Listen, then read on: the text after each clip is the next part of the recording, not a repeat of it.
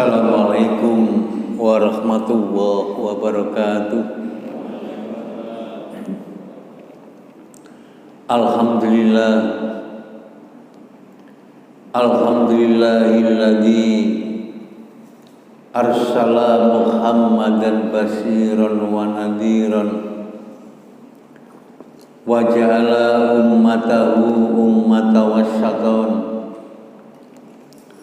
Asyhadu an la ilaha illallah wahdahu la syarikalah wa asyhadu anna Muhammadar Rasulullah. Allahumma sholli ala Muhammad wa ala alihi wa ashabi ajmain. Faya ayyuhal hadirun ittaqullaha haqqa tuqati wa la tamutunna illa wa antum muslimun.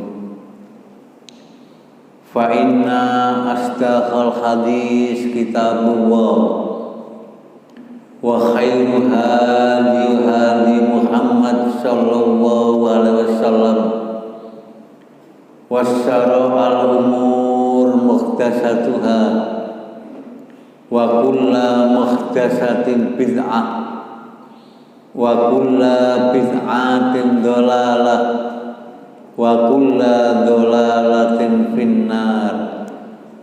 Al-hadis. Hadirin Bapak, Ibu, saudara-saudara, adik-adikku, jamaah sholat subuh Masjid Al-Badar ingkang kawula hormati, khususipun dumateng para takmir dan juga imam sholat subuh yang dimuliakan oleh Allah. Alhamdulillah, pagi kali ini kula panjenengan sami tetap istiqomah ing dalem negakaken agami Islam melalui sholat berjamaah dan kajian rutin yang alhamdulillah tetap berjalan. Mugi-mugi pengajian ngeten iki berjalan seterusnya. Harapan besar kanthi kajian-kajian ngeten iki kula panjenengan sami bisa mendapatkan minimal pencerahan tentang agama Islam. Hadirin yang dimuliakan oleh Allah, kajian yang lalu kita membahas masalah ruh Islam. Ruh Islam ada 3, yakni akidah, syariah, dan akhlak. Akidah menurut Syekh Utsaimin Albani juga menerangkan akidah dibagi 3. Ada akidah rububiyah, ada akidah uluhiyah, dan akidah asma wa sifat. Akidah rububiyah, kita wajib meyakini bilih boten wonten zat pencipta langit dan bumi serta seisinya kecuali Allah. Dadi sing maringi rezeki, maringi kematian, kehidupan dan sebagainya, kita harus yakin hanya Allah Subhanahu wa taala. Niku namine akidah rububiyah. Akidah uluhiyah, kita wajib meyakini bahwasanya tidak ada zat yang wajib kita sembah, yang wajib kita takuti, yang wajib kita ibadahi kecuali Allah. Kemudian akidah asma wa sifat, maksudnya ya ini tidak ada zat yang mempunyai nama indah kecuali Allah yang terangkum dalam Asmaul Husna. Wa man kana afdalul asmaul husna dakhalal jannah. Sapa wonge sing ngapalno lan memahami Asmaul Husna maka dijamin Allah masuk surga. Ini kesimpulan ngaji 1 bulan yang lalu. Nah, kemudian para hadirin,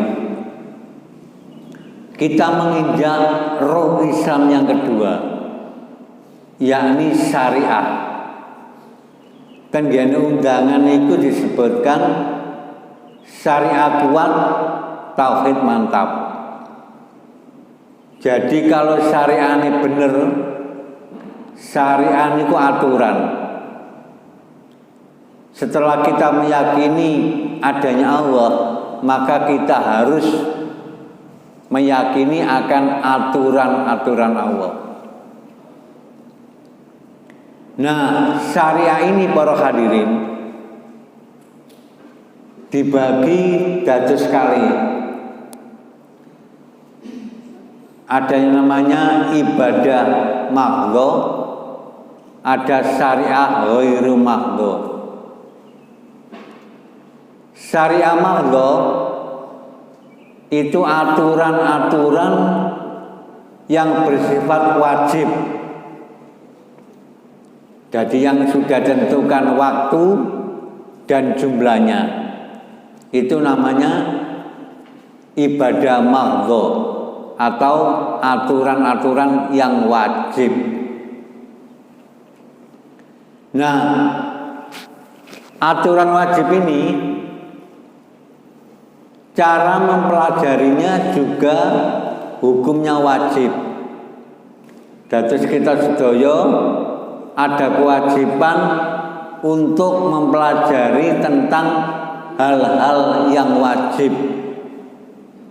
Jadi misalnya sholat, zakat, puasa Ramadan, haji, ini adalah hal-hal yang wajib, maka di dalam mempelajarinya hukumnya wajib. Jadi cara golek ilmu tenggen Islam niku enten kategori wajib, inggih menika mempelajari tentang hukum-hukum yang wajib, niku hukum wajib. Ada yang sunnah, yakni pelajaran-pelajaran tertentu, misalnya perbankan, kemudian hukumnya jual beli, niku cara mempelajarinya hukumnya sunnah. Ada yang fardu kifayah, belajar ya oleh, gak belajar ya oleh, yakni tentang ilmu-ilmu matematika, ilmu fisika, dan sebagainya. Ada yang hukumnya mubah, jadi mempelajari oleh, gak mempelajari oleh, yakni tentang bahasa-bahasa asing, niku hukumnya mubah. Nah, para hadirin, mempelajari tentang hukum-hukum yang wajib itu adalah hukumnya wajib. Terus kita sudah ngaji masalah sholat, ngaji masalah wudhu, masalah haji, itu hukumnya wajib. Kalau kita tidak mempelajarinya, maka kita haram, dosa. Mulane ngaji niki hukumnya wajib, mempelajari tentang hukum-hukum yang wajib. Nah, Kiai Haji Liga Romli, seorang ulama besar ya, Bangil, niku menulis tentang hal-hal bid'ah. Niki kalau encanangan sedilut nggih. Bid'ah niku enten kali. Bid'ah hasanah, maaf, bid'ah syar'iyah dan bid'ah lughawiyah. Jadi bid'ah menambah-nambah dalam Islam atau mengurangi dalam Islam itu hukumnya sesat. Nah, bid'ah niku enten kali. Yang pertama adalah bid'ah syar'iyah, yakni menambah-nambah atau mengurangi hal-hal yang wajib. Jadi merubah sholat maghrib 3 rakaat jadi 2 rakaat, merubah bacaan-bacaan sholat niku namine bid'ah syar'iyah. Ini yang sesat, Pak. Jadi bid'ah yang sesat itu adalah bid'ah yang merubah hal-hal yang syar'i. Mangke jenengan saged membedakan. Aja gampang ngarani wong bid'ah. Jarine tahlilan niku bid'ah. Jarine yasinan niku bid'ah. Apa bener? Ya nanti kita kaji. Jadi merubah, mengurangi, menambah hal-hal yang ada hubungannya dengan ibadah wajib itu ya baru bid'ah.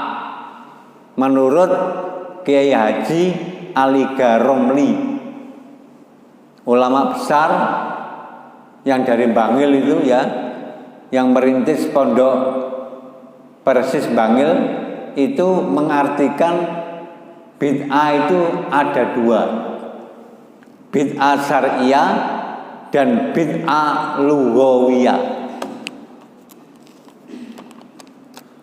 Bid'ah lughawiyah niku napa?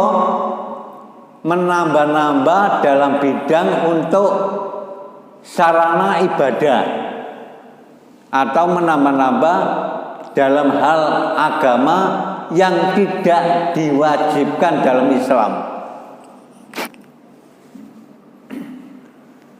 Menambah-nambah misalnya dulu zaman Nabi mboten enten pengeras suara, niki bid'ah, tapi bid'ah lughawiyah, yakni bid'ah dalam bidang menambah untuk sarana ibadah. Dulu nggak ada keramik, sekarang dipasang keramik. Dulu nggak ada HP, sekarang cara memberikan undangan di-share lewat HP. Itu namanya bid'ah lughawiyah. Para ulama juga mengartikan yasinan yang sifatnya untuk mempersatukan umat, untuk mengumpulkan umat, niku namine bid'ah lughawiyah. Jadi tidak ada hukum, tidak dosa, tidak apa-apa, bahkan kalau baik mendapat pahala. Tapi kalau kunut itu sudah masuk bid'ah syar'iyah, karena menambah-nambah dalam ibadah yang wajib. Saniki santer nggih ten gene YouTube niku ayal-ayalan Ustadz Adi Dayat langsung diserang oleh Ustadz sinten niku saking NU niku Pak. Sampai rame di YouTube masalah bid'ah. Andi Dayat dihabisi dan sebagainya. Nah ini. Jadi kalau masalah khilafiyah Pak, masalah hukum-hukum ngoten niku tidak perlu diperpanjang,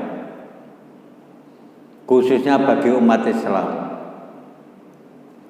Karena Allah Subhanahu wa taala sampun berfirman dalam surat Hud ayat 118. Walau sa'a rabbuka la jalanas ummatan wahidah. Allah niku sampun jelas memberikan penjelasan wonten Al-Qur'an, walau sa'a rabbuka, dan jikalau aku, kata Allah, la jalanas ummatan wahidah, akan menjadikan umat seluruh dunia ini satu. Rano hal yang beda, karena NU, karena Muhammadiyah. Itu kalau Allah mau. Wala yazaluna mukhtalifin, tapi menungso seneng banget marang hal yang beda. Jadi perbedaan di antara kita, beda pendapat, beda argumen, itu sudah sunnah tuwah, sudah kehendak Allah. Mulane bener unen-unen masalah khilafiyah itu sampai kiamat gak akan selesai, karena sudah menjadi perbedaan antara umat, itu sudah menjadi sunnah tuwah. Jadi perbedaan saya, beda kalian jenengan dalam menafsiri ayat hadis, itu menjadi sunnatullah. Nah, apa yang kita satukan para hadirin? Yang kita satukan adalah harkat dan martabat sebagai manusia. Mesya gedhe sak gunung langit, emosi paribasane ditutupi, kita tampakkan hati dan wajah yang berseri, itu namanya harkat dan martabat. Mesya gedenge sak gunung kelut ditutupi. Jangan sampai orang lain itu merasa dibenci.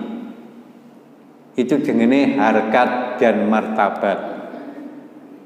Jadi walau sa'a rabbuka la jalana summatan wahidah.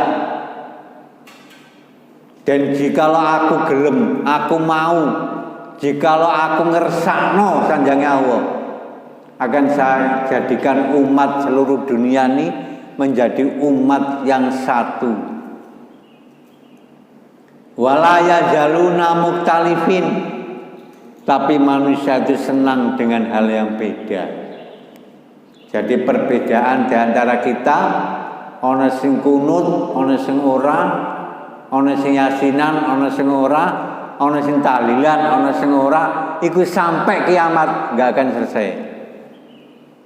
Karena manusia senang dengan perbedaan. Nah, indahnya bagaimana? Saling menghormati. Ali Garumli mengartikan bid'ah niku wonten kali.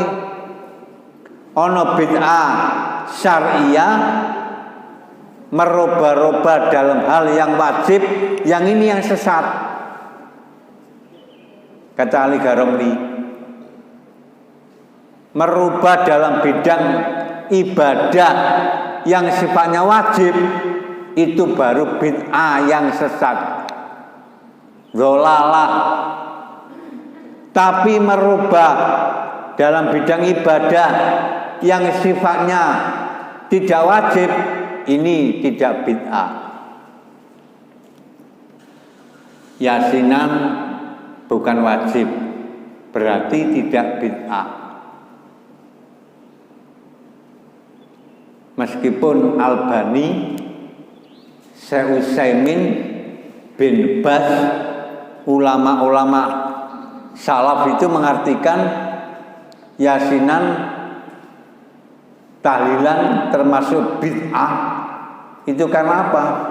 Karena yasinan dan tahlilan ditempatkan pada ibadah-ibadah yang tidak ada aturan dalam Islam. Jadi misalnya tahlilan untuk mendoakan orang mati, nah itu tidak ada aturan dalam Islam. Mulane diarani bid'ah syariah. Tapi menurut saya pribadi, saya pribadi mohon maaf, yasinan tahlil kalau hanya untuk mengumpulkan jamaah di kalangan RT PKK itu bukan bid'ah, hanya untuk sarana mempersatu umat sebagai sarana, maka saya artikan itu sebagai bid'ah lughawiyah, bukan bid'ah syar'iyah. Tapi mohon maaf, kalau kunut itu saya artikan bid'ah syar'iyah. Karena apa? Merubah hal-hal yang wajib. Ini. Jadi para hadirin kembali, syariah itu adalah aturan. Aturan Allah itu ada dua, yakni mahdhah dan ghairu mahdhah. Hal-hal yang wajib dan hal-hal yang di luar wajib. Hal yang wajib contohnya sholat 5 waktu, puasa Ramadan, zakat, ibadah.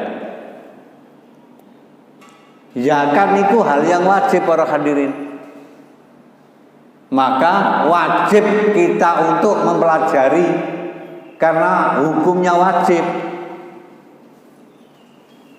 Kalau sudah mengerti zakat itu wajib, maka nggak perlu takmir mengumumkan, itu nggak perlu. Wis ngerti dhewe. Masjid Al Badar iki butuh duit akeh, dana banyak karena merenovasi masjid ben masjidnya indah, wong jamaah iku sekerasan muat akeh. Lah itu hal yang wajib. Wis gak usah teh sampean duduk piro, bantu piro, itu gak perlu. Karena hal yang wajib jelas itu merupakan syariah. Karena sampean duduk piro menae, nang dilungno kene kabeh. Aja diempet-empet. Aku ora jamaah Al Badar kok lapo mikir-mikir, cek dipikir takmire. Itu berarti nggak ngerti hal yang wajib. Insya Allah habis berapa Pak? 2 miliar ya? 1,8. Wis dihitung Pak. 1,8 jenengan datang ke masjid, ke panitia takmir, niati wakaf. Pak takmir kula niatan wakaf dan jenengan. Wakaf dana untuk masjid. Beda Pak, wakaf dengan sedekah itu beda. Kalau sedekah itu begitu memberikan diganjar oleh Allah, selesai. Tapi kalau wakaf itu sampai masjid ini kiamat, pahalanya tetap mengalir kepada yang memberikan wakaf. Misalnya jenengan datang ke takmir, nggak ada duit 50 juta, niati wakaf, Pak saya wakaf untuk masjid ini senilai 50 juta, tapi nun sewu Pak, niki kula cicil tiap bulan 1 juta 1 juta, itu sudah wakaf namanya Pak. Pernah kita kaji tentang dasarnya wakaf, nggih? Di forum ini, wakaf itu sampai kiamat Pak, itu mengalir kepada yang beri wakaf dan ahli keluarganya wakaf. Jadi jenengan sedekah niati wakaf di masjid ini, pahalanya itu kepada orang tua kita juga, kepada ahli kubur kita yang seakidah dengan kita. Jadi tidak ada ruginya Pak. Jenengan wakaf ngamaringi yotro 100.000 niatan wakaf itu sampai kapanpun pahalanya mengalir kepada kita. Tapi kalau sedekah jariah itu spontanitas. Begitu ngasihkan dibalas oleh Allah, selesai. Lain dengan niatan wakaf. Itu namanya aturan-aturan yang syar'i. Nah, ghairu maghdub itu adalah aturan-aturan Allah yang di luar hal yang wajib. Bisa berubah jumlahnya atau waktunya. Tapi kalau wajib sudah ditentukan waktunya dan jumlahnya. Contoh doa. Kalau habis sholat berzikirlah kamu dengan subhanallah 33 kali. Alhamdulillah 33 kali. Allahu Akbar 33 kali. Kemudian tambah satu kalimat la ilaha illallah. Itu namanya ibadah maghdub yang sudah diatur waktu dan jumlahnya. Tapi kalau membaca sholawat itu tidak ada waktu, tidak ada jumlahnya, maka itu dinamakan ibadah ghairu maghdub. Ibadah yang tidak ada ketentuan waktu dan jumlahnya. Tapi kalau sholat maghrib 3 rakaat jam samene sampai jam samene itu namanya ibadah maghdub. Tapi kalau perbankan muamalah sehari-hari bayar pajak ngedekno bank syariah iku jenenge ghairu maghdub. Jadi kalau kita memperkuat syariah, aturan-aturan kita jalankan dengan tertib dan benar, menghindari bid'ah, berarti kita termasuk memperkokoh akidah kita. Syariah benar, akidah benar, saya yakin ibadahnya itu diterima oleh Allah. Karena apa? Ibadah diterima Allah itu syaratnya hanya 2. Yang pertama ikhlas, yang kedua benar sesuai aturan Islam. Ikhlas tok gak bener ngawur. Bener tok gak ikhlas juga ngawur. Jadi ibadah itu yang diterima Allah dengan 2 syarat, ikhlas dan benar. Ikhlas karena Allah, benar sesuai dengan aturan-aturan Allah. Maka perlu adanya ibadah atau syariah yang benar. Ini roh Islam. Jadi roh Islam itu ada 3. Yang pertama akidah, yang kedua syariah, dan yang ketiga adalah akhlak. Akidah benar, syariah benar, akan muncul akhlak yang baik. Tapi kalau ibadahnya tidak benar, syariat gak benar, maka akan muncul akhlak yang tidak baik. Maka 3 rangkaian itu, akidah, syariah, dan akhlak merupakan 3 rangkaian yang tidak bisa dipisahkan. Niku para hadirin. Jadi sekali lagi akidah, syariah, dan akhlak. Nah, terakhir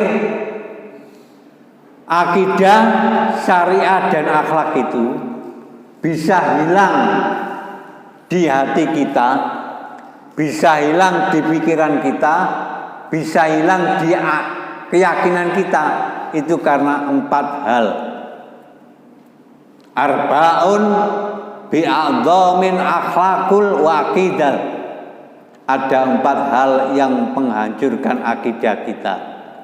Yang pertama adalah faham naturalisme,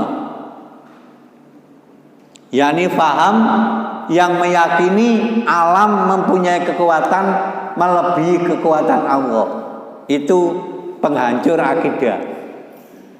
Percaya dumateng naga dina, percaya dengan makam-makam yang dikeramatkan, percaya dengan tempat-tempat angker, itu adalah penghancur akidah. Itu namanya paham naturalisme, yakni meyakini alam melebihi kekuatan Allah. Syirik itu banyak, Pak. Wong Jawa ngarani aliran apa, Pak? Manunggaling kawula lan Gusti, mengatakan bahwasanya Allah itu ada di hati. Iku jenenge paham naturalisme. Kalau sudah Allah di hati, sholat cukup iling nang Allah, azan asar iling nang Allah, itu sudah namanya sholat. Macam-macam paham naturalisme ini. Percaya dina sing paling apik dina iki, sampai bangun masjid dihitung sik, takok wong pinter, takok wong tuwa, mondasi galiane dina apa. Nah, itu namanya faham naturalisme. Omah sing ana-ana berkutute akeh rezekine. Omah sing bendina mlebu kupu akeh rezekine. Sing kupune apik warna-warni iku tandane anake bakal dilamar wong. Tapi sing kupune ireng beres iku panitia Masjid Al Badar. Iku syirik, Pak. Syirik. Iku namanya faham naturalisme. Yang kedua, penghancur akidah adalah adat istiadat. Percaya bahwasanya kebiasaan masyarakat menjadi ajaran Islam. Iku adate ngene, adate Islam ngene, adate masyarakat ngene-ngene. Itu sudah syirik, itu menghancur akidah. Yang ketiga adalah budaya. Jadi penghancur akidah yang ketiga adalah budaya. Perilaku-perilaku yang bukan Islami masuk ke dalam Islam. Nabi mboten nate, Pak, ngajaraken ulang tahun mboten nate. Masuk ke Islam. Budaya itu yang menghancurkan akidah. Ya boleh ulang tahun, yang penting tidak berlebihan. Tapi kalau ulang tahun yang subhanallah, yang sampai ngundang tonggo bingung mencari kaduan, sampai bingung untuk tuane nukokna kaduan anake. Lah itu yang namanya berlebihan. Umur wis 28 njaluk ulang tahun. Nyebul lilin gak mati-mati, ngowos tok untune rano, gebrak-gebret tok gak mati-mati, barang disebul putune sak blesan mati. Wis umur 28 akan pola. Nang kene sedekah kene masjid nang Al Badar 20.000 dadi semen pola-pola gitu. Nah, ini yang keempat, para hadirin, penghancur akidah adalah egoisme. Merasa dirinya lebih benar, merasa dheweke ngerti dhewe sehingga tertutup dengan orang lain. Nanti muncul taklid. Egoisme, Pak. Ngerti kalau aturan itu salah, ngerti kalau ajaran itu salah, tapi masih tetap dilakukan. Wah, sing iki tak terangno, umatku buyar kabeh, mlebu Muhammadiyah kabeh. Wah, kalau iki tak terangno, mlebune Salafi kabeh, engko jamaahku entek, sandang panganku entek, egoisme. Sudah tahu kalau ini haram, masih dilaksanakan, tidak berani menerangkan di masyarakat. Iku jenenge egoisme. Dituturi gak mempan, dikandani gak gelem, ngaji nih gak kiai ini dewi ora gelem, ngaji nih gak amire dewi gak gelem. Ini adalah egoisme. Sembayang nih gak nang masjid gak gelem, ono jamalio sembayang dipel keramike, egoisme. Mana ada ajaran seperti itu? Ono Quran kering, Quran basah. Kalau tidak dari mulut kiainya tidak sah. Itu ajaran mana? Itu adalah egoisme. Itu yang menjadi penghancur akidah. Nganggep golongane luwih suci dewi dan sebagainya.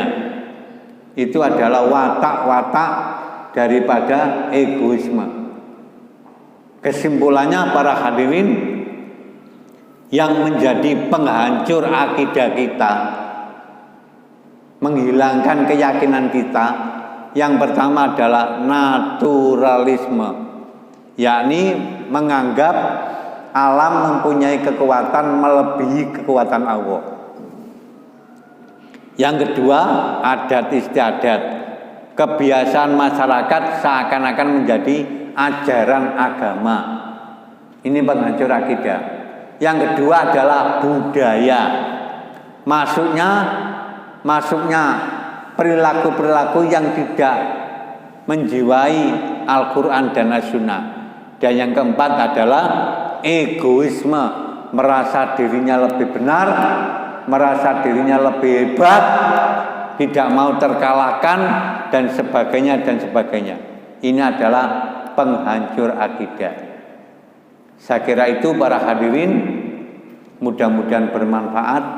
Ngaji ngalor ngidul, yang penting kita kembalikan akidah kita kepada Al-Quran dan As-Sunnah. Kita akhiri dengan bacaan tahiyatul majlis. Subhanaka Allahumma wa bihamdika